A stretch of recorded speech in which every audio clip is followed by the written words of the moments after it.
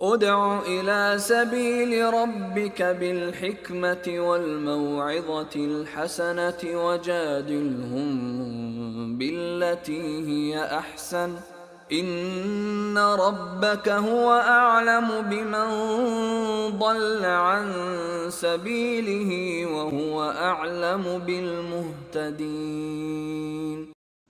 السلام عليكم ورحمة الله وبركاته.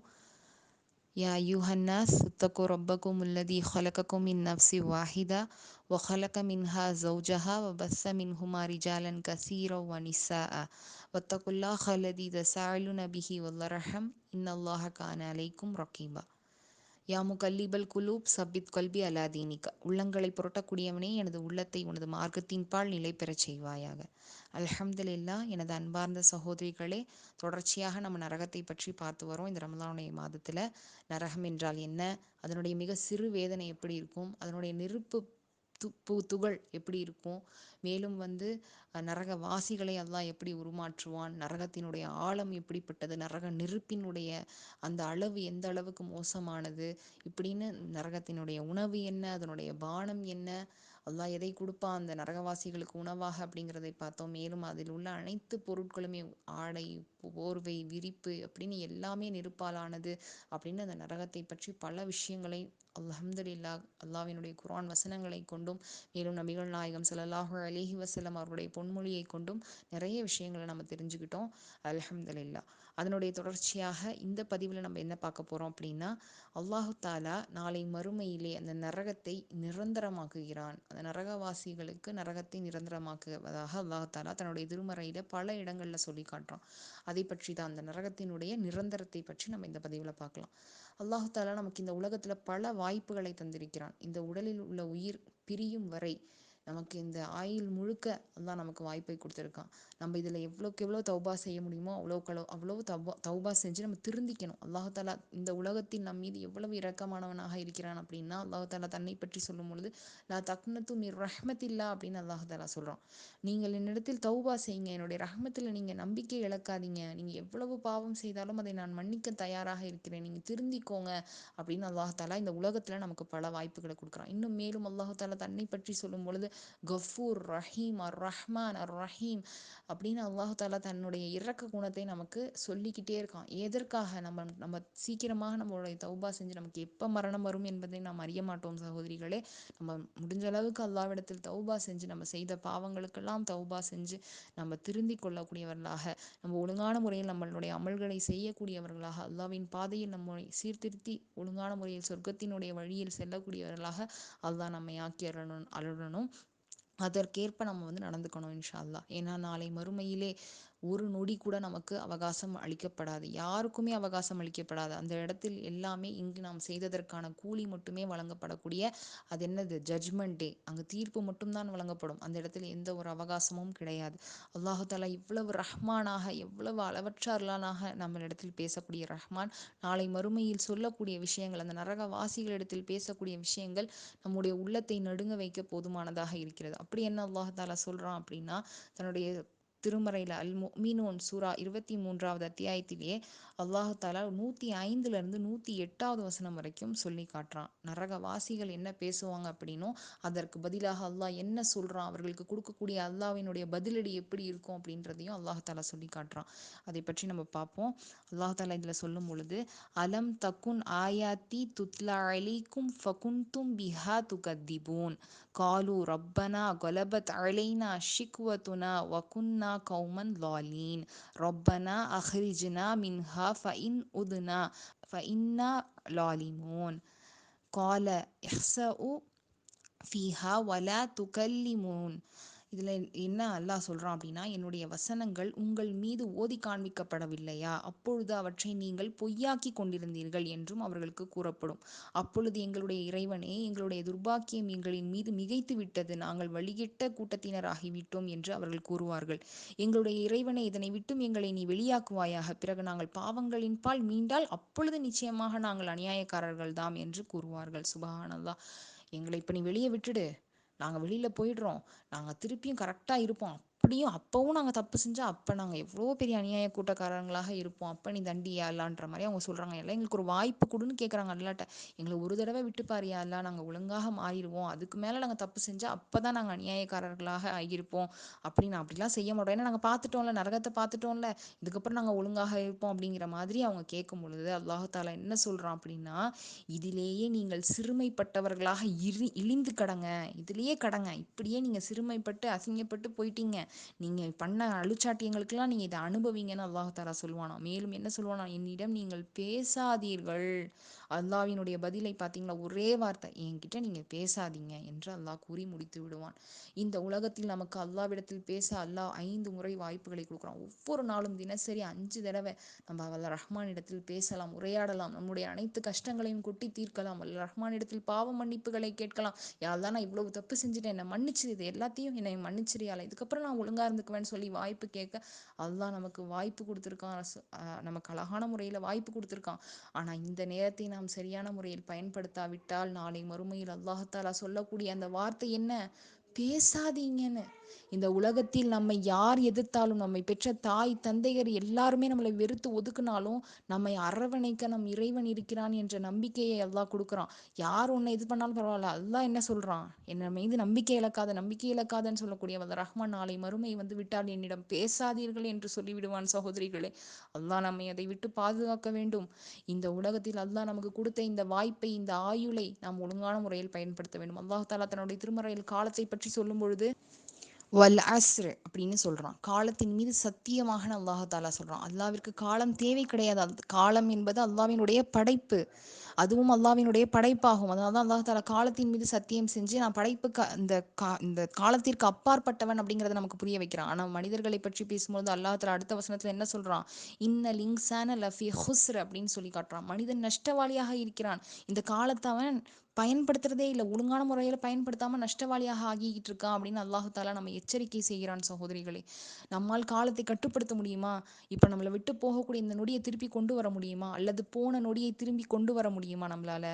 நமக்கு இப்ப அடுத்து வரக்கூடிய நொடியை நம்மளால தடுத்து நிறுத்த முடியுமா? முடியாது. ஏன் இப்ப பேசிட்டு இருக்க இந்த நொடியை கூட நம்ம இடத்துல அப்படியே புடிச்சு பத்திரமா வச்சுக்க முடியுமா? அந்த நொடியை ஓடவும் விடாம, வரக்கூடிய நொடியையும் வந்துட விடாம, இப்ப இருக்கக்கூடிய இந்த நொடியை கூட தடுத்து அப்படியே பத்திரமா புடிச்சு வச்சு இதை யூஸ் பண்ணிக்க முடியுமா? தண்ணி மாதிரி கிடையாது. நமக்கு தேவைப்படும் போதெல்லாம் நம்மளுடைய இந்த நொடியை யூஸ் பண்ணிக்க முடியாது. ஒன்ஸ் போயிருச்சுன்னா அவ்வளவுதான். அது போல நமக்கு மரணம் வந்து விட்டால், அதற்கு பிறகு நம்மளுடைய அமல்கள் எதுவுமே நம்மளால செய்ய முடியாது. அதனால நமக்கு அல்லாஹ் வாக்களித்திருக்கக்கூடிய இந்த ஆயுளை, இந்த இந்த நமக்கு என்ன வயசு வரைக்கும் நம்ம இருப்போன்றது அல்லாஹ்க்கு தான் தெரியும். அந்த நேரத்தை நம்ம சரியான முறையில நம்ம பயன்படுத்திக்கணும். அல்லாஹ் நமக்கு கொடுத்த இந்த அற்புதமான இந்த வாய்ப்பை அழகான முறையில் பயன்படுத்திக்குவோம். இந்த உலக வாழ்க்கையில் அதிகப்படியாக மூழ்கிடாம, வல்ல ரஹ்மானுக்காக நம்முடைய ஒவ்வொரு நொடியையும் செலவு செய்யக்கூடியவர்களாக அல்லாஹ் நம்மை ஆக்கி அருள் புரிவானாக இன்ஷா அல்லாஹ். அப்ப அல்லாஹ் தஆலா நாளை மறுமையில பேசாதீங்கன்னு சொல்லிடுவான். இங்க பேச வாய்ப்பு கொடுத்த வல்ல ரஹ்மானிடம் பேசுவதற்கு தயங்கக்கூடிய நாம், அல்லாஹ் பாதுகாத்தவர்களை தவிர அல்லாஹ் பாதுகாக்கணும். நாளை மறுமையில் பேச வேண்டும் என்று நினைத்தாலும் பேச முடியாது. நரகத்திற்கு சென்ற பிறகு அல்லாஹ் அப்படிப்பட்ட அந்த துர்பாக்கியசாலிகளோடு பேசவே மாட்டான். அல்லாஹ்வை நிராகரித்தவர்களை, அல்லாஹ் சொன்னபடி வாழாதவர்களை, அல்லாஹ் கொடுத்த இந்த வேதத்தை சரியான முறையில் பயன்படுத்தாதவர்களை அல்லாஹ் எப்படி அவர்களோடு பேசுவான்?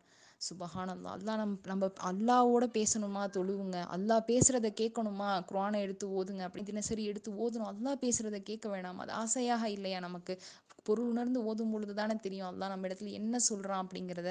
அதனால அல்லாஹ் தஆலா நம்ம இந்த இந்த நொடிகளை வீணடிச்சுக்கிட்டு இருக்கோம். இதை சரி பண்ணிக்கோங்கன்றது தான் அல்லாஹ் தஆலா தன்னுடைய திருமறையில சொல்றான். அச்சமூட்டி எச்சரிக்கை செய்யறான். வேதத்தை கொண்டு அல்லாஹ் என்ன கேட்கிறான்? அந்த 105வது வசனத்துல, என்னுடைய வசனங்கள் உங்கள் மீது ஓதி காண்பிக்கப்படவில்லையான்னு கேட்கிறான். நம்ம இடத்துல ஓதி காண்பிக்கப்பட்டுக்கிட்டு தான் இருக்கு. தினமும் நம்ம கேட்டுக்கிட்டே தான் இருக்கோம். ஆனா அதன்படி செயல்படுத்துறோமா? நரகத்தை பற்றி சொன்னா ஏதோ ஃபேண்டசி கதை சொல்றாங்க, ஏதோ பயங்கரமான ஸ்கேரி மூவி கதை சொல்றாங்கன்ற மாதிரி கேட்டு போறோமே. அல்லாஹ் பாதுகாக்கணும். இதுவெல்லாம் வெறும் கதைகள்ல, இது அல்லாஹ்வினுடைய வசனங்கள். நாம் சொல்லக்கூடிய ஒவ்வொன்றும் அல்லாஹ்வும் ரசூலும் சொல்லி காட்டிய வசனங்கள், செய்திகள். இதுவெல்லாம் சத்தியம். நாளை மறுமையிலே இதே போல நடக்கும். நாமும் நம் கண்களால் இப்படிப்பட்ட விஷயங்களை காண்போம். ஆனால் அதை அப்படிப்பட்ட நரகவாதிகளை பார்க்கும் பொழுது நாம் சொர்க்கவாதிகளாக இருக்க வேண்டாமா? இப்படிப்பட்ட விஷயங்கள் அந்த நரகவாதிகளிடம் கேட்கப்படும் பொழுது நாம் சொர்க்கத்தில் சந்தோஷமாக இருக்க வேண்டாமா? அப்படிப்பட்ட நிலையை அல்லாஹ் நமக்கு தர வேண்டும் என்றால் நம்முடைய அமல்களை நாம் சீர் செய்து கொள்ள வேண்டும் சகோதரிகளே, இன்ஷா அல்லாஹ். இன்னும் அல்லாஹு தாலா அந்த நரகத்தினுடைய நிரந்தரம் தாங்க முடியாமல் நரகவாசிகள் கதறக்கூடிய அந்த காட்சிகளையும் அல்லாஹு தாலா தன்னுடைய திருமறையில் சொல்லி காட்டுறான்.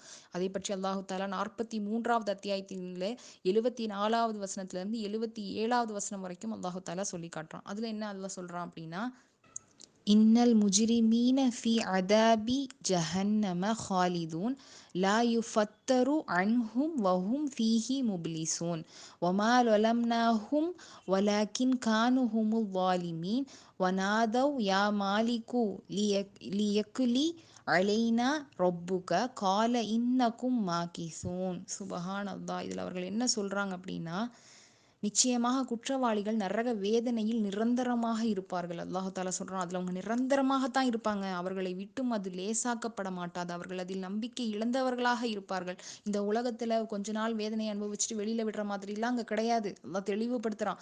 சரி கொஞ்ச நேரம் அடிச்சுட்டு ரெஸ்ட் கொடுத்துட்டு திருப்பி வந்து அடிப்பாங்களே, அப்படியும் கிடையாது. ஒவ்வொரு நொடியும் ஒவ்வொரு செகண்டும் அங்கே வேதனை இருந்துக்கிட்டே இருக்கும். கொஞ்சம் கூட குறைக்கவே பட மாட்டாத வேதனை இருக்கும்னா அந்த ரெஸ்ட்டே கிடையாது. ஒரு நிமிஷம் கூட விடாம. சுபஹான் அல்லாஹ். அதை நாம் சிந்திக்கணும். ஒரு மனிதனால் அப்படிப்பட்ட கொடூரத்தை தாங்க முடியுமா? அல்லாஹு அக்பர். அப்படிப்பட்ட வேதனையை அல்லாஹு தாலா கொடுத்துக்கிட்டே இருப்பான். அங்கே உள்ள அந்த மனிதன் நம்பிக்கையை இழந்துருவான். இதுலேருந்து நம்ம மீண்டுருவோன்ற நம்பிக்கையே அவனுக்கு இருக்காது. அவ்வளோதான். நம்பிக்கையை இழந்துட்டா அவனுடைய நிலைமை என்ன? அல்லாஹு அக்பர். அதற்கு பிறகு அல்லாஹ் தாலா என்ன சொல்றான், அவர்களுக்கு நாம் அநியாயம் செய்யவில்லை எனினும் அவர்களே அநியாயக்காரர்களாகிவிட்டனர். இப்படிப்பட்ட கொடூரத்தை செய்ய நான் காரணம் இல்லைப்பா. இந்த கொடூரத்தை ஒன்றும் அல்லாஹ் ஒன்றும் சும்மா தரல. அல்லாஹ் சொல்லி காட்டுறான், இதையெல்லாம் வேணுக்குனே நம்ம செய்யலை, இதற்கு காரணம் நீங்க தான் அநியாயக்காரர்களாக ஆகிட்டீங்க அப்படின்னு அல்லாஹ் தாலா சொல்றான். நம்ம பார்க்க தானே செய்கிறோம். இந்த உலகத்தில் எவ்வளவு அநியாயங்கள் நடக்குது. நம்மால் கண் கொண்டு பார்க்க முடியாத அளவுக்கு கொடூரத்தை இந்த மனிதன், இந்த அரக்க குணம் கொண்ட மனிதர்கள் செஞ்சுக்கிட்டு தானே இருக்காங்க. மனிதன் இனத்தையே மனித இனம்தான் கொள்ளுது அப்படிங்கிறத நம்ம பார்த்துக்கிட்டு தான் இருக்கோம். இந்த உலகத்திலேயே முதல் இடத்துல மனித இனம் அதிகமாக கொள்ளக்கூடிய மிகப்பெரிய ஒரு கொடிய இனம் எது அப்படின்னா அது கொசு தான். கொசுவால தான் இந்த உலகத்தில் அதிகமான மனிதர்கள் சாவறாங்கன்னு ஒரு சென்சஸ் சொல்லுது. அதற்கு அடுத்தபடியாக 2வது இடத்துல யார் இருக்கா அப்படின்னா மனுஷன் தான் இருக்கான். மனித இனத்தை கொல்லுவதில் அதிகமாக செய்யக்கூடிய இடத்துல 2வது இடத்துல மனுஷனை கொல்றான். இதை விட வேறு கேவலம் வேற என்ன இருக்க முடியும்? அப்படிப்பட்ட அந்த மனிதனை அல்லாஹ் நரகத்தில் போட்டு கருக்குவான் சகோதரிகளே. அது நிரந்தரமானது. அதில் கொஞ்சம் கூட அவனுக்கு குறைக்கப்படாது. அவன் செஞ்ச அழிச்சாட்டியத்தைக்கேற்ப அங்கு சரியாக நீதமாக வல்ல ரஹ்மான் தண்டனையை கொடுப்பான். அல்லாஹ் பாதுகாக்கணும். சுபஹானல்லாஹ் நம்மை அதை விட்டு. அதுக்கடுத்து அல்லாஹு தாலா என்ன சொல்றான், அவர்களுக்கு நாம் அநியாயம் செய்யல, அவங்க தான் அநியாயக்காரர்கள் ஆகிட்டாங்க அப்படின்னு அல்லாஹு தாலா சொல்றான். அவங்களே அவங்களுக்கு அநியாயம் செஞ்சுட்டாங்க, அவங்க அநியாயக்காரனாகவே மாறிட்டாங்க. அப்படிப்பட்டவங்களுக்கு தான் இந்த தண்டனை நல்லா சொல்றான். அடுத்து என்ன சொல்றான், நரகத்தின் தலைமை காவலாளியை நோக்கி, மாலிக்கே உம்முடைய இறைவனை மரணத்தின் மூலமாக எங்களை தீர்த்து விடட்டும், தீர்ப்பளிக்கட்டும், எங்களை முடிச்சிடும்படி சொல்லு, மாலிக்கே எங்களை முடிச்சிட சொல்லுங்க, உங்க இறைவன் கிட்ட சொல்லி எங்களை தீர்த்திடட்டும், எங்களுக்கு மரணத்தை கொடுத்துருங்க அப்படின்னு சொல்லி அவங்க கெஞ்சுவாங்களாம், கதறுவாங்களாம், கூக்குரலிடுவார்கள். அதற்கு நிச்சயமாக நீங்கள் இங்கு இதில் தங்கி இருப்பவர்கள் தான் என்று அவர்கள் கூறுவார்கள். இது உங்களுக்கு நிரந்தரம், இதை நீங்க அனுபவிச்சுக்கிட்டே தான் இருக்கணும், இங்க மரணம் எல்லாம் கிடையாது அப்படின்னு அவங்களுக்கு பதிலளிக்கப்படும். சுபஹானல்லாஹ். மரணத்தை விரும்புவார்களாம் அந்த நேரத்தில். இந்த உலகத்தில் வாழக்கூடிய யாராவது மரணத்தை விரும்புவாங்களா? சாதாரண விஷயத்துக்கெல்லாம் இன்னைக்கு மனுஷன் தூக்கு போட்டு செத்து போயிடுறான், அதையும் நம்ம பார்த்துட்டு தான் இருக்கோம் வைங்களேன். ஆனால் அது நிரந்தர முடிவு என்று தவறான முடிவை எடுத்துடுறான். நிரந்தரமே இல்லாத முடிவை நோக்கி இந்த சிறு வாழ்க்கையிலிருந்து வாழ்க்கையை முடிச்சுக்கிறான். அல்லாஹ் கொடுத்த வாய்ப்பை அவனே நிறுத்திக்கிறான். இதன் மூலியமாக நிரந்தரமான எந்த ஒரு முடிவும் இல்லாத நிரந்தர உலகத்திற்கு அவன் சென்று விடுகிறான். அல்லாஹ் பாதுகாக்கணும். அதனால அல்லாஹ் கொடுத்த இந்த வாய்ப்பை, மரணத்தை விரும்பணும் தான். எதற்காக? அல்லாவை சந்திக்கணும் அப்படிங்கிற ஆசை இருக்கணும் தான். ஆனால் மரணத்தை விரும்பி துவாவெல்லாம் செய்யக்கூடாது. அல்லாவிடத்துல நம்ம ஆயுசை கேட்கணும், நம்ம நிறைய நல்ல அமல்களை செய்யணும், நாளை மறுமைக்கு நாம் தயாரா என்பதை நாம் சிந்திக்கணும். அல்லாஹ் பாதுகாக்கணும் சகோதரிகளை. இப்படிப்பட்ட நிரந்தரமான, இப்படிப்பட்ட கொடூரமான அந்த நரகவாசிகள் எங்களை மரணிக்க வைக்கட்டும், என்னை உங்க ரப்பு கிட்ட கேளுங்க, எங்களை கொன்னுபடி சொல்லுங்கன்னு சொல்லியும் அது நடக்காத நிலை என்றால் அந்த நிலை எவ்வளவு கொடூரமானது அப்படிங்கிறத நம்ம யோசிக்கணும். அதிலிருந்து அல்லாஹ் நம்மை பாதுகாக்கணும். அதற்கேற்ப நம்முடைய அமல்களை இந்த நொடியிலிருந்து நாம் சீர்திருத்திக் கொள்ளணும் இன்ஷா அல்லாஹ். மேலும் யாரெல்லாம் நிராகரித்தாங்களோ அவங்களுக்கும் நபிகள் நாயகம் ஸல்லல்லாஹு அலைஹி வஸல்லம் அவர்களுக்கும் எந்த சம்பந்தமும் கிடையாது சகோதரிகளே. குர்ஆன் வசனத்தையும் அல்லாஹ்வையும் நபிகள் நாயகம் ஸல்லல்லாஹு அலைஹி வஸல்லம் காட்டித் தந்த வழியிலும் செல்லாத மனிதர்கள் முஸ்லீமாகவே இருந்தாலும் அதை நிராகரித்தவர்களுக்கு எந்த ஒரு பயனையும் நாளை நபிகள் நாயகம் ஸல்லல்லாஹு அலைஹி வஸல்லம் அவர்களால் எந்த ஒரு பயனையும் அளிக்க முடியாது. அதை பற்றி அல்லாஹு தாலாவே தன்னுடைய திருமறையில் தெளிவாக சொல்லி காட்டுறான். அல்லாஹு தாலா இதில் என்ன சொல்றான் அப்படின்னா, 72வது அத்தியாயமாகிய சூரத்துல் ஜின்னுடைய 23வது வசனத்தில் அல்லாஹு தாலா சொல்லி காட்டும் பொழுது என்ன சொல்றான் அப்படின்னா, இல்லா பலாகம் மினல்லாஹி வரிசாலாத்திஹி வமை யஅசில்லாஹ வரசூலஹு ஃபஇன்ன லஹு நாரா ஜஹன்னம ஹாலிதீன ஃபீஹா அபதா. இதனுடைய பொருள் என்ன அப்படின்னா, அல்லாஹுவின் புறத்திலிருந்து எத்தி வைப்பதையும் அவனுடைய தூதச் செய்திகளை அறிவிப்பதையும் தவிர வேறு எதற்கும் நான் சக்தி பெற மாட்டேன். எவர் அல்லாஹ்வுக்கும் அவனுடைய தூதருக்கும் மாறு செய்கிறாரோ நிச்சயமாக அவருக்கு நரக நெருப்பு உண்டு, அதில் என்றென்றும் நிரந்தரமாக இருப்பார்கள். சுபஹானல்லாஹ். அல்லாஹ் தெளிவுபடுத்த சொல்றான் நபியின் மூலியமாகவே. நபி ஸல்லல்லாஹு அலைஹி வஸல்லம் அவர்கள் மூலியமாக என்ன சொல்றான், அல்லாஹ்வின் புறத்திலிருந்து எத்தி வைப்பதும் அவனுடைய தூது செய்திகளை அறிவிப்பதையும் தவிர வேறு எதற்கும் நான் சக்தி பெற மாட்டேன் அப்படின்றத அல்லாஹ் தஆலா நமக்கு புரிய வைக்கிறான். நபி ஸல்லல்லாஹு அலைஹி வஸல்லம் நமக்கு எத்தி வச்சுட்டாங்க, அவங்களுடைய கடமை முடிஞ்சிருச்சு. அதை யார் சரியாக கடைப்பிடித்தார்களோ அவர்களுக்காக நாளை மறுமையிலே என்னுடைய உம்மத்துன்னு சொல்லும் பொழுது அப்படிப்பட்டவர்களை அல்லாஹு தாலா அவர்களுக்கு பின்னாடி சொர்க்கத்தின் பக்கம் அல்லாஹு தாலா கொண்டு செல்வான். யாரெல்லாம் அவர்களின் சொற்களை சரியான முறையில் கடைபிடிக்கவில்லையோ அப்படிப்பட்டவர்களுக்காக அவர்கள் பரிந்துரைக்க கூட என்ன செய்ய முடியாது. அவர்களுக்கு அல்லாஹு தாலா அந்த சக்தியை அவர்களுக்கு கொடுக்கவில்லை. எவர் அல்லாஹ்வுக்கு அவனுடைய தூதருக்கும் மாறு செய்கிறாரோ நிச்சயமாக அவருக்கு நரக நெருப்பு உண்டு, அதில் என்றென்றும் நிரந்தரமாக இருப்பார்கள். அது நிரந்தரமானது அப்படிங்கிறத அல்லாஹு தாலா இந்த இடத்துலையும் சொல்லி காட்டுறான். இப்படி நபிகள் நாயகம் ஸல்லல்லாஹு அலைஹி வஸல்லம் அவர்களுக்கே நாளை அந்த இது கிடையாதுன்றப்போ நம்மை நாம் பாதுகாத்து கொள்ள வேண்டும். அப்படிப்பட்ட சூழ்நிலையிலிருந்து நாமும் நம்முடைய பெருமானார் நபிகள் நாயகம் ஸல்லல்லாஹு அலைஹி வஸல்லம் அவர்களோடு அவர்களுடைய உம்மத்தாக ஒழுங்கான முறையில் வாழ்ந்து சொர்க்கம் செல்லக்கூடியவர்களாக அல்லாஹ் நம்மை ஆக்கணும். மேலும் நபிகள் நாயகம் ஸல்லல்லாஹு அலைஹி வஸல்லம் இந்த நரகத்தை பற்றி சொல்லும் பொழுது என்ன சொன்னாங்க, சொர்க்கத்தை நோட்டமிட்டேன், அதில் ஏழைகளை அதிகமாக பார்த்தேன், இன்னும் நரகத்தை பார்த்தேன், அதில் பெண்களை அதிகமானவர்களாக நான் கண்டேன் அப்படின்னு சொல்லக்கூடிய இந்த ஹதீஸ் புகாரியில் இடம்பெற்றிருக்கு. இப்படிப்பட்ட நிலைதான் சகோதரிகள். நாம் அனைவரும் பெண்கள், அதிலிருந்து நம்மை பாதுகாத்து கொள்ள வேண்டிய கடமை நமக்கு இருக்கிறது. அதற்காக நாம் என்ன செய்யணும் அப்படிங்கிறதையும் அல்லாஹ் தஆலா நபிகள் நாயகம் ஸல்லல்லாஹு அலைஹி வஸல்லம் அவர்கள் மூலியமாக நமக்கு நிறைய விஷயங்களை படிப்பினையாக சொல்லியிருக்கிறான். அது என்ன அப்படின்னா, அல்லாஹு தாலா என்ன சொல்றான் அப்படின்னா, தர்மம் செய்யுங்க. ஒரு ஒரு இதுல ஒரு ஹஜ்ஜி பெருநாளுடைய உரையின் போது நபிகள் நாயகம் ஸல்லல்லாஹு அலைஹி வஸல்லம் அவங்க உரை நிகழ்த்துறாங்க இல்லையா. அப்படி நடத்தும் பொழுது பெண்கள் பக்கமும் போறாங்க. போய் என்ன சொல்றாங்க அப்படின்னா, முதல்ல ஹஜ்ஜி பெருநாளினுடைய நபி ஸல்லல்லாஹு அலைஹி வஸல்லம் அவர்கள் தொழும் இடத்தில் வெளியாகி சென்றார்கள். தொழுகையை முடித்துவிட்டு திரும்பி மக்களுக்கு உபதேசம் செய்தார்கள். தர்மம் செய்யும்படி அவர்களுக்கு ஏவினார்கள். கூறினார்கள், மனிதர்களே, பெண்கள் கூட்டமே, தர்மம் செய்யுங்கள். உங்களை நரகவாசிகளில் அதிகமானவர்களாக நீங்கள் தான் இருந்தீர்கள் அப்படின்னு நபிகள் நாயகம் ஸல்லல்லாஹு அலைஹி வஸல்லம் அவங்க சொல்றாங்க. நிச்சயமாக நான் பார்த்தேன், உங்களைத்தான் நான் பார்த்தேன் அப்படின்னு சொல்றாங்க. அதை சொன்ன உடனேயே அந்த கூட்டத்தில் இருந்த ஒரு பெண்மணி எழுந்து அங்கே உள்ள பெண்கள் எல்லாருமே கேட்குறாங்க. என்ன கேட்குறாங்க, ஏன் யார் ரசூலுல்லாஹ், நாங்கள் ஏன் அப்படி அதிகமாக இருந்தோம், இதற்கு என்ன காரணம் அப்படின்னு கேட்கும்பொழுது அவர்கள், நீங்கள் அதிகமாக சாபம் இடக்கூடியவர்களாக இருக்கிறீர்கள், சபிக்கின்றவர்களாக இருக்கிறீர்கள், கணவர்மாரின் உபதேசத்தை மறுக்கின்றீர்கள், அறிவில்லாத மார்க்கத்திலும் குறைவுள்ள உங்களை விட மிகவும் அறிவுள்ள ஒரு ஆணின் சிந்தனையை போக்கக்கூடியவர்களாக வேறு யாரையும் நான் பார்க்கவில்லை என்றார்கள். இது புகாரியில் புகாரியில் இடம்பெற்றுள்ள சஹீஹான ஹதீஸ். இதன் மூலியமாக ரசூலுல்லாஹ் என்ன சொல்றாங்க, பெண்களினுடைய கெட்ட குணங்களை எல்லாம் எதெல்லாம் உங்களுடைய வளமையாக செய்யக்கூடிய பழக்கங்களை சுட்டி காட்டி, நீங்க இப்படியெல்லாம் இருக்கீங்க, நீங்க குறைவானவர்களாக இருக்கீங்க அறிவில், ஆனாலும் நீங்க ஆண்களுடைய சிந்தனையை போக்கக்கூடியவங்களாக இருக்கீங்க, உங்களை விட அறிவில் சிறந்தவர்களுடைய சிந்தனையே போக்கக்கூடிய விதத்தில் இருக்கீங்க, மேலும் அதிகமாக சாபம் இடுறீங்க, அல்லாஹ் பாதுகாக்கணும் அப்படிப்பட்ட பேச்சுகளிலிருந்து நம்மை.